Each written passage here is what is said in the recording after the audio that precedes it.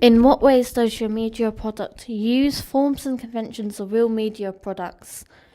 Our film opening used the conventions of traditional horror film movies.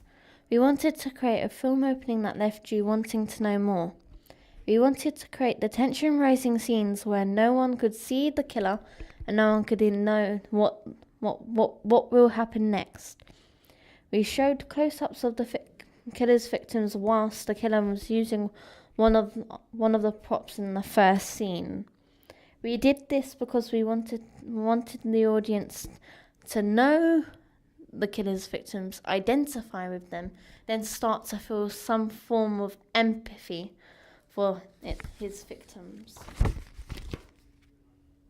We also used the convention of having disturbing sounds in our horror opening scenes, because disturbing sounds heightens the experience of being in a horror movie and puts the audience in an uneasy state.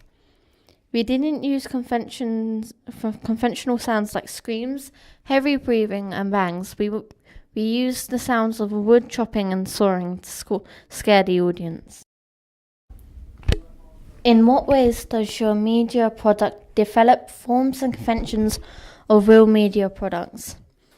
We developed the idea that men are always the serial killer, as we decided that our killer would be male, because this was the stereotype in Hollywood. The second scene will show the killer following a little girl into the street, but the camera will not show the killer's face, as it will scare the audience and keep them wondering who the killer is. In regards to horror films in general, the killer's identity is never revealed until a certain point in the film, usually at the end. So we took that technique because it gives a certain feel of mystery to our film opening. However, the killer is not a sexual predator, as he does not perform any of these acts on his victims, but he is a predator that carves his victims up and arranges them in a systematic fashion. It is clear that in his head he enjoys what he does to his victims and thinks that what he does is right. Usually in these types of movies, the killer will have a mental disorder, but in our film he doesn't. He's just a slightly normal guy who you wouldn't think murdered anyone, and also wouldn't make them into puppets. During the process of making our opening scene, we developed the idea that our horror movies are set in small communities or isolated places. We developed this idea by filming one of our scenes in an urban environment, e.g. the woods, which in horror movies is the place of all horrible and dark things. It is usually in the woods because the woods creates an intense or eerie atmosphere that scares and frightens the audience. The woods gives off the idea that darkness and monsters live there.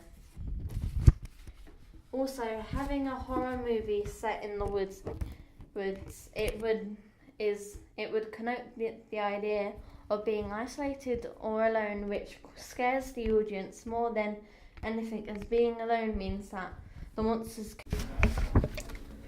We challenged the stereotypes in horror movies. The stereotypical horror movie has blood, gore, and either a dumb blonde or a black person, as they usually die first and in bloody ways.